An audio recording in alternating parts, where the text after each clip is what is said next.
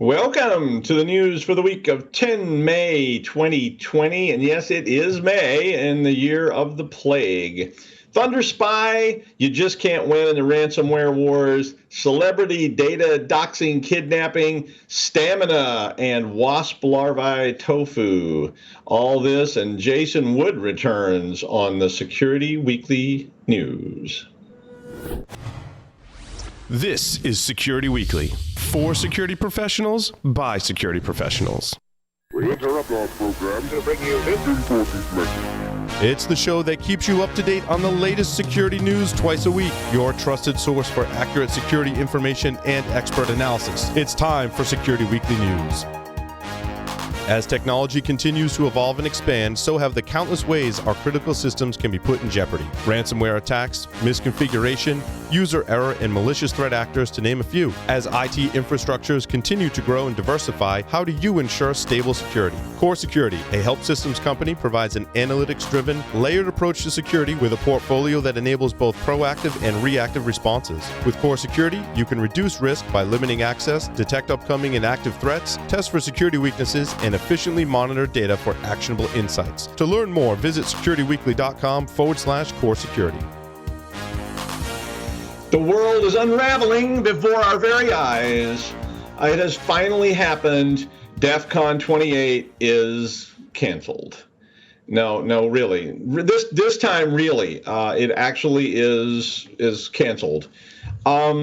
DT announced this week that due to all the chaos and uncertainty in Las Vegas, they really indeed had to cancel DEFCON 28. So, sad face kind of stuff.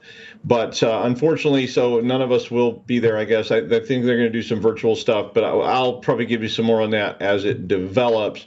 They promised to really blow out DEFCON. I don't know if it'll be called DEFCON 28.5 or, DEFCON 29 is a full version update or just a beta test. I don't know. All right. So Sophos released a report that was based on a poll of 5,000 IT decision makers. That's a big poll that showed that opting to pay the ransom doubled the cost of recovery. Okay. And I immediately had all these kind of thoughts about what that meant, how that would be interpreted and that, they're paying money and they're not getting anything back. Basically, their finding was that on average, the cost of recovery from a ransomware attack was about $730,000 US. But that people who paid the ransoms ended up spending on average $1.4 million. And again, I was like, color me questioned. Basically, what the story goes on to say is that this was due to the complexity of the decryption of all the systems and the actual usage of the keys. So the ransomware people really need to work on their help desk support frameworks. They found that 56% of the cases, 56% were able to restore from backup. So only 56%. Come on. And only 1%, so this was the kicker, only 1% of the ransom fees did not result in them getting the key. So lesson here, get your backup strategies in order and stop paying these bastards. You are going to get ransomware someday, so have a plan and probably don't pay because obviously, it's just like everything. Thunderbolt ports, this is a big story this week. Thunderbolt ports are apparently physically vulnerable to something called ThunderSpy. Thunderbolt ports have been around since about 2011 and are found on just about all major, platforms. Or not, but they've been around on Windows, Intel, you name it. Any pre-2019 Thunderbolt devices are apparently at risk from this attack. The attack actually requires, now here's the thing though about this and why I thought, well, maybe this really isn't that big of a story. The attack actually requires you to remove the backplate and get to the Thunderbolt connection and attach the ThunderSpy device, which reprograms the firmware, which allows you to have full access to the device. So it's a pretty bad attack, but it's physical. So they call these evil maid attacks. I always call them naughty butlers, but that's just you say tomato and I say waxed fruit, but it's basically a physical requirement. But then when you start thinking about it more, who has these connections? Well, they're in school labs, they're in corporate offices, they're in buildings. So, of course, hence the evil maid name. And obviously, people that have access to these devices can get to them and carry out the attack. There is apparently no patch for this, so there's not really a good, clear path for how to block it, except maybe disabling the Thunderbolt altogether. Wire cutters, I don't know. There was some mention on a site about that some corporate, and it just said corporate anti-intrusion. I don't really know what they mean by that. I don't know if they mean, like somebody solders a steel cage around the connection. If it's software based, that can prevent this from happening, and maybe that is. And obviously, you could research it some more. But it was kind of an interesting story, in some ways, and other ways not. Who can resist celebrity doxing? Grummanshire, Michaelis, and Sachs. Not my attorneys, but this is a celebrity website lawyer for the stars, apparently. Their website is down, and apparently, according to a hacking group, 756 gigs of celebrity contract information and personal emails have been grabbed up in a kidnapping-style ransom case. So this is a little different, I think, than traditional ransomware. Apparently, the attackers went ahead and posted copies of a tour contract for Madonna as a kind of, proof of life, where Liam Neeson is holding up the newspaper kind of thing. So to prove that they actually have the data. There's also a pic on another site of a bunch of file folders with a list of A-list celebrity names, including Groot. So, I mean, I didn't know that Groot had his own representation, but apparently if you are a sentient plant from a comic book, Grummanshire, Michaelis, and Sachs is definitely the place for you to go to get all your legal services, as long as you don't mind your data getting stolen. According to the FBI and the Department of Homeland Security, a warning is pending. So they're going to release this warning any time that Chinese hackers linked to the Chinese government. So not just regular Chinese hackers, but Chinese hackers linked to the Chinese government are targeting intellectual property on treatments, vaccines, and testing for COVID-19. There already are warnings on both those sites about Iran, North Korea, Russia, China, and all the usual malicious activity. But apparently they're going to release a statement or a warning about specifically they're targeting the intellectual property on vaccines was where they started. And they went on and said that included treatments and testing. So somebody's trying to get access to whatever's going on. So if you are supporting that kind of stuff, you might want to take extra care. Microsoft and Intel released some information about a product called Stamina, which is an acronym. It's not, it wasn't what you, when I first saw that, I was like, oh yeah, I don't need that. I'm not that old. But then I saw that it was an acronym for Static Malware as Image Network Analysis. So that probably needs an acronym. This is a new joint project from the two techs. The approach basically uses deep transfer learning and applies that to the Microsoft malware data set. So what I'm guessing they're collecting this stuff. So basically, as we all know, signature matching, which is basically the original oldest approach for antivirus type stuff, anti-malware type stuff, is failing due to the dynamic and rapidly, the rapidity of the dynamic nature of modern malware. So they're looking at the textual and structural similarities between binaries and what that have been found in the wild and what's in their database. And they're doing this is the weird part that's kind of cool. They're doing it using computer vision. So the binaries are converted to grayscale images, and as long as they don't get too large, the deep learning algorithms actually were successful in spotting the similarities of these binary grayscale images. It was a pretty interesting white paper. If you have a chance to read the sort of academic version of it, is quite interesting. They had success as long as it wasn't too large. The reason the large files did not have success was it just took too long. So converting massive files into grayscale images became even more massive. And then I guess for the AI to go through it and look at it at some, I don't know what level the deep learning algorithm was using, but basically it's like an X-ray. You learn to read X-rays by looking at other X-rays, and no two bodies are exactly alike, and no two X-rays are exactly alike because they're just not that precise. But a good radiologist can draw a lot of conclusions from your X-ray compared to all the X-rays they've seen in the past based on deep learning. It's a very interesting technique and probably worth you taking a sec or two to read it.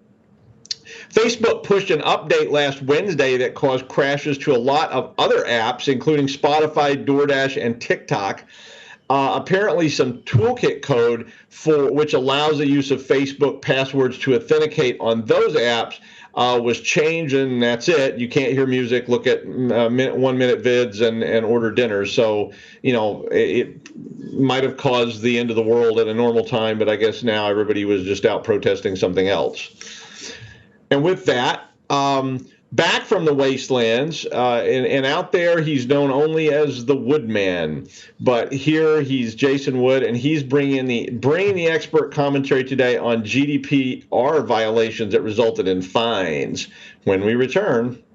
The question is simple. Have any of the systems on my network been compromised? The answer is harder than it should be. Enter AI Hunter. Active Countermeasures has automated and streamlined techniques used by the best pen testers and threat hunters in the industry to create AI Hunter, a network threat hunting solution that does the first pass of a hunt for you to identify systems that are most likely to be compromised and scores the results on a scale from 0 to 100. You can then research those systems in depth with AI Hunter. Focus your valuable time on the systems that need your expertise with AI Hunter. Sign up for a personal demo today at securityweekly.com/ACM. Welcome back to the Security Weekly News. Jason Wood joins us now. Hi, Jason. Hey, Doug. Good to be back with you. Yeah, we missed you. It was Corey's always great, but we missed having you around, and it was glad that you could return. Yeah, I'm always happy to be back. So as Doug mentioned, I decided to take a look at some GDPR because a couple of years ago, all we saw in the news was, oh my gosh, GDPR is coming, 20 million euro fines. Your business is over if you screw this up. And obviously, at about the same time, all of our inboxes were full of GDPR notifications discussing their privacy policy, companies' privacy policies and stuff like that. I had no idea how many people had my email address till that point, it seemed like. So, I mean, that was what everybody was freaking out about. And today I found some blog posts that kind of looked back on GDPR now that it's been implemented for a little while and discusses some of the actual punitive actions that have been put in place and the amount of fines that have been levied against different companies. Security company Comfort published 2 blog posts about the fines of one was total fines of GDPR 1 year in, and the second one was top 4 violations after 2 years. So I thought we'll take a look at the top 4 violations first, and I'll discuss some of the fines that have been applied to those particular violations as we go. Now, the first one was the failure to pseudonymize, basically sort of anonymize sensitive data. And this one surprised me a little bit because when I've dealt with this in the past, it was the idea of we want to de-identify a person so that, if they got my name, they didn't get my actual address or phone number. It was something else that was put in there that stood in for that data to be used, particularly when you talk about development environments and stuff like that. But instead, the fines that I saw being tossed around for violation of this particular component had to do with the storage of clear text passwords. In this particular case, the application rather of this rule inside of the regulation, they went after at least two companies, probably more, but just two that were mentioned in the blog post for not hashing passwords or somehow obscuring them in some way. Password hashing is the way to go with this, obviously. So the first one, actually the first ever fine under GDPR, got to go to a German company that had a bit of a data breach regarding their application, and it turned out the attackers got access to a ton of clear text passwords, and the regulatory body turned around and hit them with a 20,000 euro fine. Now, from what I understand, they actually decreased the amount of money they fined them with because of the promptness, the way the company responded, and the way they handled the breach, but they still got hit for having this out there. Interestingly enough, Facebook was also fined for clear text passwords, and their fine, not shockingly, was a whole lot more. They got hit with a fine for 500,000 Great Britain pounds, or GBP. The second failure is the failure to assess risk. And a lot of us can look at companies and think about this. Companies will go through a risk assessment when they're forced to, but not do this regularly and go back and check their practices and the risks that they face and stuff like that. And a Portuguese hospital managed to mess this one up in amongst some other areas. And they got cited for 3 different things. They got cited for not having regular reviews of their risk profile, for not having controls in place to prevent the exposure of sensitive data, and they didn't limit access to data. And now that I've mentioned the failure to limit access to data, we go right back to this Portuguese hospital. They basically had their information apps inside of the hospital. I'm picturing things like, medical records and stuff like that. And they allowed 900 people to have the doctor role inside of this application. Now, how big of an issue is that? Well, it turns out they only had 300 doctors. So it was actually a really big issue. And because, again, they were a little bit larger company, they got hit with a 400,000 euro fine. And finally, but least surprisingly to me, was companies are not getting authorization to collect personal data. Now, Comfort cited a little bit of a surprising violation as the one that they highlighted as a company being cited for this failure. An Austrian company was actually, and they didn't list the amount, but was somehow found in violation of the arrangement of their CCTV cameras that they have near the entrance of their organization, and the lack of signage letting people know that they were being recorded. It turns out that the cameras were capturing people as they entered and left the business, not terribly surprisingly, but they also had their cameras arranged in a way that they caught a large portion of the sidewalk as people are walking by. So you didn't have anything to do with the company, but you were being recorded. So they found that to be a little bit of an issue. Go figure. I would have expected, some of the normal stuff where your email address or other information is being picked up and sucked into an application really without your knowledge. But in this case, they focused on surveillance TV footage and the recording of that. Again, no word on the fine there. So those were the 4 areas where we see the top violations of GDPR. Now, what were the total fines after a year of enforcement? Well, you can already see some of the ranges on GDPR's first birthday of enforcement. The total fines were 56 million euros. That's everything that had been assessed already. Smaller companies typically face something like 10 to 20,000 euro fines. And larger companies obviously got hit with more. Still, at that rate, it takes a while to get up to 56 million euros inside of a year, except for one violation, and that was Google. Go figure. Google got hit with a huge fine of 50 million euros in one go.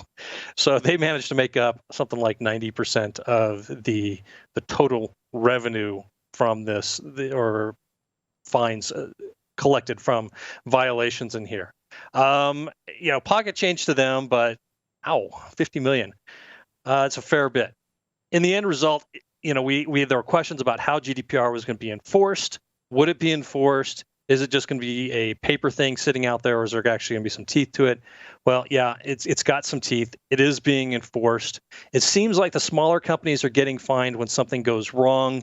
They have some kind of security incident that raises them up into the regulators' view, and then they get hit with, like I said, smaller fines, but still 5 figures, is going to hurt. Larger companies are more likely to pick up in the general course of enforcement and get hit with larger fines because they have bigger revenues and stuff like that. Bottom line is the 20 million euro fine that everybody was talking about businesses were going to face really isn't coming to pass. The fines are much smaller unless you're Google. In that case, they decided to make a special exception for them and more than double the what was touted as the maximum amount of the fine and go to 50 million. So I guess that, like I said, there's always exceptions. So that's the 2 years in review of GDPR. Mind your business practices. You can get hit with some stiff fines here. 10,000 may not be a lot to some companies, but to smaller shops, that can be pretty painful for them and cause some severe disruption. So, take a look at the articles. I think it's worth a read through just to get a better idea of how this is being enforced and what's happened. All right. Thank you, Jason. I think something like that eventually will have to come to the states as well, as we deal with just sort of an endless series of breach and releases and all that kind of stuff. And won't that be fun, complying with 40 some odd different laws and standards and stuff like that? Yeah, it'll be lots of fun. It'll be like when Sarbanes first came online and everybody was running around screaming with their hair on fire. So, yeah. But wonder who gets that money? Who gets the fines? Do you know? Goes into some organization somewhere in the EU, I guess. I don't know what they do. Yeah. A mystery. Vacation homes? I don't know. To find out who gets all that cash. Thank you, Jason. And finally, on the hyperbole front, murder hornets, flesh-eating killer rabbits, sodomy stoats, and slutty weasels. Who knows what's going to come next? But you see these headlines that say things like murder hornets. I couldn't resist. I know this isn't really a tech story, but apparently Japanese giant hornets, which are these really scary-looking critters that people have heard about for years, were found in Washington State. They're very large and nasty. If you've ever seen like Brave Wilderness or some of those kind of shows, you've seen, people being stung by them and whatever. But they're also apparently quite tasty. So there's several Japanese dishes and drinks that feature these critters. One of the dishes I saw, or one of the drinks I saw, was called shokuzinshu. And I'm sorry, I apologize to all my Japanese friends for my terrible pronunciation of Japanese. Shokuzinshu, which is a liqueur that's made with the wasps and the venom from the wasp, to a wasp jelly with an actual wasp larva inside the wasp jelly, which was described as being quite interesting by the person who was sampling it, to goma tofu, which is a type of tofu that's made with wasp larvae. It's supposed to be good. I was described in this article I was reading as being quite tasty. I haven't tried it personally, but if we have them around now, we might as well start finding some good recipes for murder hornet barbecue, I guess. I know it's not a tech story, but what are you going to do? Ew. And then, yeah, exactly. There's the picture. And that's the news for now in the time of plague. I'm Doug White. Thanks for joining us for this episode of Security Weekly News. I'll be back Friday with the Security Weekly News wrap-up. Stay safe out there and read the science.